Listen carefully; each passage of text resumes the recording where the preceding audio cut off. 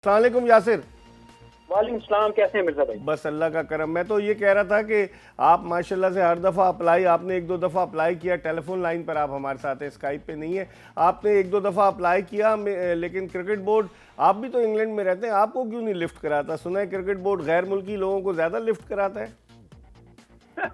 नहीं, ऐसी कोई बात नहीं। हम पता नहीं उनकी, मेरे ख्याल से उनकी मेरिट पे नहीं आता। जो उन्होंने मेरिट बनाया ना पीसीबी ने, उसके मेरिट पे मैं पूरा उतरता नहीं हूँ, तो जिसकी वजह से आई थिंक उनकी आप तो दुनिया भर में मेरे पे लीग नहीं खेले यासिर, आप तो इंग्लैंड में कोचिंग कर रहे हैं, और कौन सा मेरिट का मयार चाहिए? क्या चांद पर कोचिंग करके आए तो उसको मौका मिलेगा? जो मेरिट का जो मयार है वो आपको भी पता, हमें भी पता, सबको पता है जो मयार है। इस तरीके से लोग जॉब्स पे पीसीबी में आ रहे हैं, मगर चलें, जो उनको बेहतर समझ आती है जैसा वो कर रहे हैं, चलें।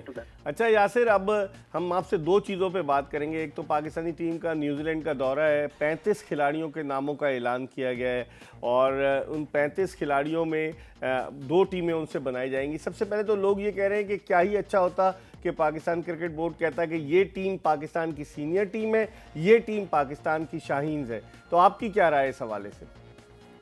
देखिए, बिल्कुल ये अच्छी तजवीज़ है जो भी इस बारे में डिस्कस कर रहा है, क्योंकि क्लियरिटी जो है ना वो पीसीबी की तरफ से नहीं आती कि कौन से प्लेयर हमने जो पिक किए हैं वो शाहीन्स के लिए हैं या कौन से पाकिस्तान सीनियर्स के लिए हैं। क्योंकि लोग डिस्कशन टीवी चैनल्स पे और प्रोग्राम्स में इतना कर रहे हैं कि, क्योंकि जितना देखें वो कुछ प्लेयर ऐसे हैं जिस तरह अब साउथ शकील की सिलेक्शन नहीं हुई, या और किसी नोमान की या इन लोगों की नहीं हुई, तो वो लोग अभी भी एम्बिग्युइटी है लोगों के जहन में कि क्या वजह है। अब देखें, स्पिन के डिपार्टमेंट में अगर आप देखें कि यासिर शाह के अलावा आपके पास रेड बॉल का 4 डे टेस्ट क्रिकेट के लिए आपके पास दूसरा बॉलर नहीं है। जफर गौर की बात लोग डिस्कशन में लेके आ रहे हैं, मगर जफर गौर की आप परफॉर्मेंस देखें, वो वैसे भी एक तो उन्होंने टेस्ट खेला नहीं हुआ, दूसरा उससे बेहतर बॉलर मौजूद थे काशिफ भट्टी की, जो आपने इन्वेस्टमेंट उस पर पूरा साल की, उसको साथ आपने इंग्लैंड का इतना लंबा टूर करवाया और पहले भी उसको आप लेके गए, तो उनको फिर नोमान को आपने टीम में रखा।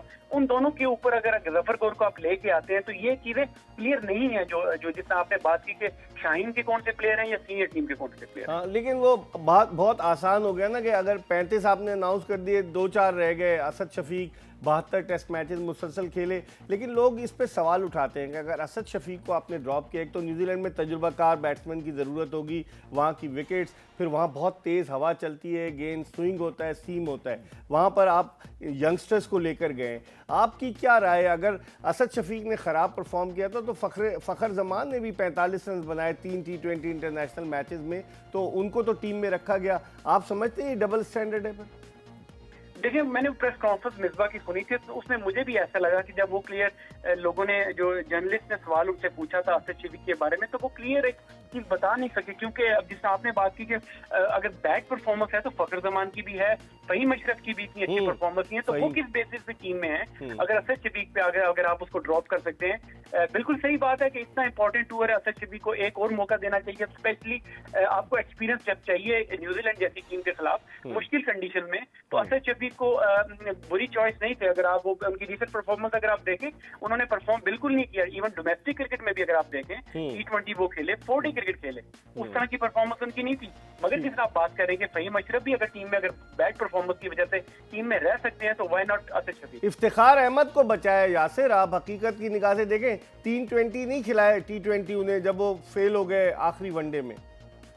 देखिए, अगर ये चीजें बिल्कुल क्लियर हो जाती हैं प्लेयर्स की या कोचेस की या सेलेक्टर्स की, जो नीयत है वो जो बिल्कुल सामने आ जाती है। आप ये चीजें आजकल छुप नहीं सकती कि आप किसी के लिए एंगलिंग करके उसको अगले टूर के लिए बचा लेते हैं, तो ये बिल्कुल सही बात है, ऐसा ये हो रहा है। बिल्कुल ठीक है। कप्तानी के हवाले से आपसे पूछ लूं कि लोग कहते हैं कि बाबर आजम तो स्टार बैट्समैन है ही, आपकी क्या राय है? कप्तानी का उन पर प्रेशर होगा? और फिर जिस तरह मैंने आपको बताया कि 68 बरस में 33 कप्तान, 33 कैप्टन, ऑस्ट्रेलिया की एग्जाम्पल ले लें। और यासिर, अगर पाकिस्तान का आप देखें तो पाकिस्तान के 12 बरस में 8 टेस्ट कप्तान आए हैं।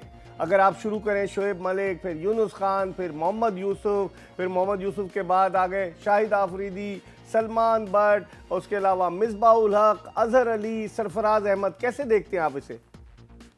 अच्छा, देखिए, बाकी मुल्कों की तो बात आपने जिस तरह की, मगर पाकिस्तान का मैं थोड़ा सा इस तरह बता दूं कि हमारे माजी में ऐसा रहा है कि हमारे प्लेयर्स में कप्तानी का जो ग्रीड है, जो पावर की जो ग्रीड होती है ना, जो लालच है, वो काफी मतलब कूट कूट के भरी हुई है। आपने खुद देखा होगा, आपने इतने अरसे से क्रिकेट कवर किया कि कितनी रिवोल्ट सुनी है। फिर कप्तानी के लिए देखें कि कोई कप्तान किसी प्लेयर को नहीं पसंद होता, 4-5 प्लेयर इकट्ठे हो जाते थे, रिवोल्ट कर देते थे। यूनुस खान की एग्जाम्पल बड़ी रिसेंट पास में हमने देखी उनके खिलाफ रिवोल्ट होगी। तो ये चीज हमारे प्लेयर्स में, ये हमारे मतलब ये चीज है।